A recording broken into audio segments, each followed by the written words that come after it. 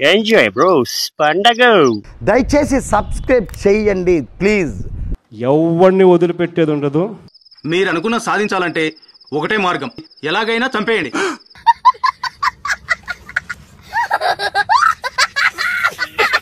నా 15,000 సంగతి ఏమిటి అని ఈ స్థాయి నుంచి పిల్లలు మొదలు పెడతారు. అయితే మీరెవ్వరికి పనికిరాని కేసు అన్నమాట. 1500కి అత్త కోడలు కొట్టుకొని చేస్తుంటారు. ఇది ఒక్క వైఎస్ఆర్సీపీ ప్రభుత్వ హయాంలోనే. నువ్వు దిగేస్తే మాకు దరిద్రం వదిలిపోతుంది. బుద్ధి లేనివాడు కాబట్టి నీకు 1500, నీకు 1500, నీకు 1500, నీకు 1500, నీకు 15,000, నీకు 15,000, నీకు 15,000. చంద్రబాబు నాయుడు గారు ఎప్పుడొచ్చినా గానీ మోసపూరిత చంద్రబాబు నాయుడు గారు. అబద్ధాలు చెప్పే వాళ్ళకి అవార్డులు ఇవ్వాలనుకుంటే ముందుగా నాకే ఇస్తారు. 45 ఏళ్ళు వస్తే 18,000 అన్నాడు. సిగ్గుగా ఉంది మాకు. నీకు 50 ఏళ్ళ వయసు కదా, మీకు 48,000, నీకు 48,000, నీకు 48,000 అన్న మొదలుపెట్టిండు. ఏమని మాట్లాడుతా ఉండవు సిగ్గు లేకుండా. మీకు అర్థం కాకపోతే ఒరిగేదేమీ లేదు, పోయి పని చూసుకోండి. అన్ని స్కాములు చేసే దాంట్లో ఫస్ట్, జోబీలో వేసుకునే దాంట్లో ఫస్ట్ చంద్రబాబు నాయుడు గారు. దొంగ నోట్లు కుద్దొచ్చు, కానీ గవర్నమెంట్ పర్మిషన్ ఇవ్వడం లేదు. వాళ్ళని మోసం చేసే దాంట్లో మాత్రం ఫస్ట్ మీరే ఉంటారు ఆ టార్గెట్ లో. ఆ విషయం చెప్పొచ్చు కదా, అది వదిలేసి అమెరికా అంబానీ బిర్యానీ అంటూ నొస్తానంటే. ఎంత నవరత్నాలంటే 96 పథకాలు చేసిన వ్యక్తి జగన్మోహన్ రెడ్డి. ఏంటంటే మళ్ళీ చెప్పు. ఎంత నవరత్నాలంటే 96 పథకాలు చేసిన వ్యక్తి జగన్మోహన్ రెడ్డి గారు. అగరబత్తి ఏం కాదు, నిన్నెవడు అడిగాడు? సిగ్గుగా లేదా చంద్రబాబు నాయుడు గారికి గాని? వచ్చినానంటే మెట్టుతో కొడేస్తాను. ఆడవాళ్ళందరూ అడుగుతా అంటారు, మేమేం సమాధానం చెప్పాలి చంద్రబాబు నాయుడు గారు? ఎండాలేదు వానాలేదు, ఎప్పుడు చూడు నా పంచలో రామాయణమేనా? పాత కేసులు ఏమేమి ఉన్నాయని చెప్పి తవ్వుతున్నారు. వైఎస్ఆర్సీపీకి కార్యకర్తే నెంబర్ 1 గా ఉంటాడని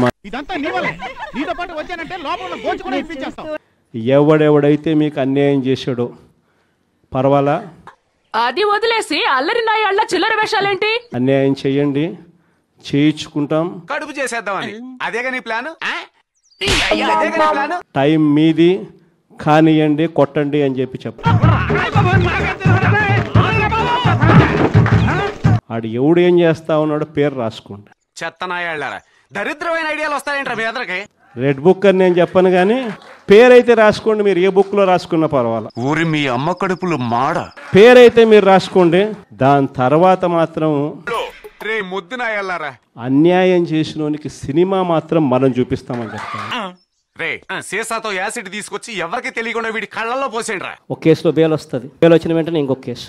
ఒక అమ్మాయిని రేప్ చేసినందుకు నిన్ను అరెస్ట్ చేస్తున్నారు. మళ్ళీ ఆ కేసులో బెయిల్ వస్తుంది, బెయిల్ వచ్చిన వెంటనే మళ్ళీ ఇంకొక కేసు. అవును, ఏ తప్పు చేసి మీరు జైలుకి వెళ్ళారు? అది తప్పు కాదు, తలరాత. ఏ విషయం మీద? అది విషయం కాదమ్మా, విచిత్రం. ఇప్పటికి 11 కేసు. ఒక కేసు అయిపోయినాక ఒక కేసు, ఒక కేసు అయిపోయినాక ఒక కేసు. సార్ మీరు ఎందుకు జైలుకి వెళ్ళారో తెలుసుకోవాలని జనాలంతా ఊళ్ళురుతున్నారు సార్. 3 నెలలు 4 నెలలు తిరగక మునిపి మళ్ళీ ఈ రోజు నిన్న మళ్ళా కేసు. ఏమ్మా ఇలారా, సరిగ్గా చూసి చెప్పు, నేను రేప్ చేసింది వీడేనా? నెక్స్ట్ వచ్చే జగన్ 2.0లో పరిస్థితి ఈ మాదిరిగా ఉండదు. ఏం చేస్తావరా? చంపుతావా? నరుకుతావా? ఏం చేస్తావరా? ఇచ్చేది లేదంటే కరాఖండిగా చెప్తున్నారు. దీన్ని ఏ విధంగా చూడాలంటారు ఒక మహిళగా? Are you ready guys? మీకు బ్రేకింగ్ న్యూస్, డిపార్ట్మెంట్ కి షాకింగ్ న్యూస్, మాఫియాకి షేకింగ్ న్యూస్. ఉచిత హామీల పేరుతో అధికారంలోకి వచ్చినటువంటి రాష్ట్ర ముఖ్యమంత్రి చంద్రబాబు నాయుడు ఇంట్లో ఊరికే తిని కూర్చోకుండా ఇన్కమ్ ఉంటుందని ఇలాంటి పనులు చేస్తున్నావా? ఆంధ్రప్రదేశ్ రాష్ట్ర వ్యాప్తంగా ఉన్నటువంటి మహిళలందరినీ కూడా నిలువునా మోసం చేశారు. అందరూ శ్రద్ధగా వినండి. తల్లికి వందనం లేదు, నాన్నకి ఇంధనం మటుకు తెల్లారి 5 ఆమె అబద్ధాలు చెప్పేది. ఇదంత అవసరమా? అవసరమా అంటున్నాను. కూటమి అన్నారు, ఇదే నా కూటమి ప్రభుత్వము. మేము మిస్ కర్నూలు అందాల పోటీకి వెళ్తున్నాం. నువ్వెందుకు చంద్రబాబు నాయుడు గారు సీఎం గా ఉండడము? దిగిపోవచ్చు కదా.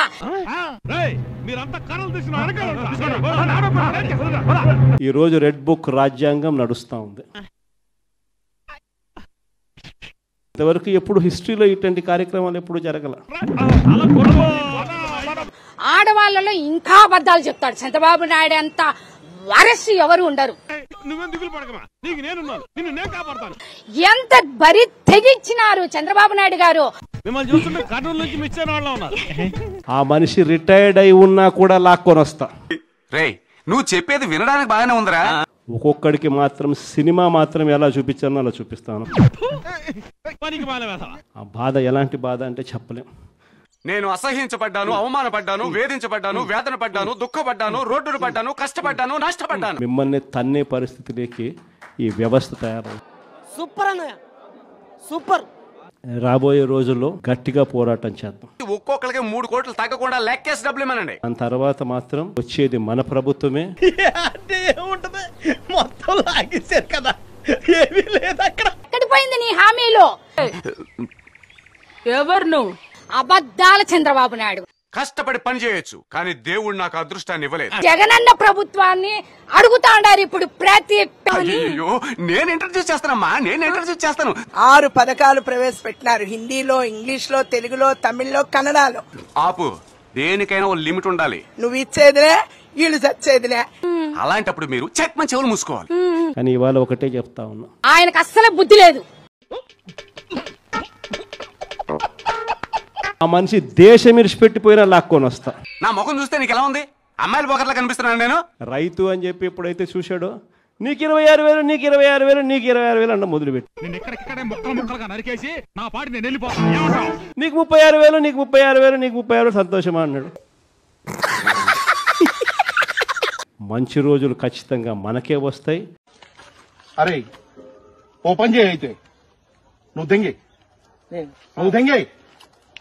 వాళ్ళని చూసిన వెంటనే నీకు 18,000, నీకు 18,000, నీకు 18,000 అంటాడు. ఎందుకులే నీకు ఏసి బతుకు, ఎందుకులే నువ్వు బతుకుతావు, సంతోషమా అని అంటాడు. మళ్ళా మాట ఇస్తే ఆ మాట తప్పడం కోసమే, ఆ మాట అంటే వెన్నుపోటు పొడవడమే అని చెప్పి కంటికి కనపడకుండా తెరమరుగైపోయింది. మర్యాదగా బయలుదేరు. ప్రజలకు అందరికీ కూడా బాగా తెలుసు. నీకన్నా పెచ్చపూకోడు ఎవడు ఉండడు.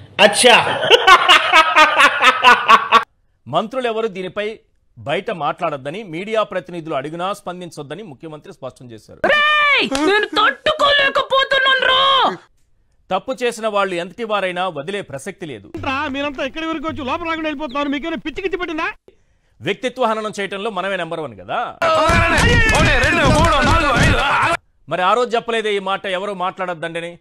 ఆ రోజు సిబిఐ చూసుకుంటుంది, ఈడీ చూసుకుంటుందని ఆ రోజు చెప్పలేదే. 10 పైసలు కూడా ఇవ్వడు. ఆల్రెడీ అవకాశం దొరికితే నన్ను ఏదో సందులో తొక్కేయాలని చూస్తున్నాడు. గతంలో ఏమైంది? వ్యక్తిత్వ హననమే కదా మనకు కావాల్సింది. ఉప్పురు సోదాపి అర్థమయ్యేలా చెప్పు. ఎవరైతే ఏముంది, క్యారెక్టర్ అసాసినేషన్ చేసేయాలి ముందుగా. తప్పు చేసిన వారు తప్పించుకోరాదన్న విధానంలోనే కేంద్ర రాష్ట్రాల్లో కూటమి పాలన సాగుతోంది.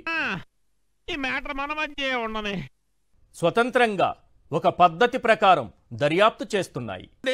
మీరే మీరు చేయండి, సబ్స్క్రైబ్ చేయండి, 1,00,000 దాటించండి చెప్తా. మరి ఇలాంటి ఇంట్రెస్టింగ్ అప్డేట్స్ కోసం షేర్ చేయండి, లైక్ చేయండి, సబ్స్క్రైబ్ చేసుకోండి. ఫైనల్ గా గంట కొట్టడం మాత్రం మర్చిపోగా.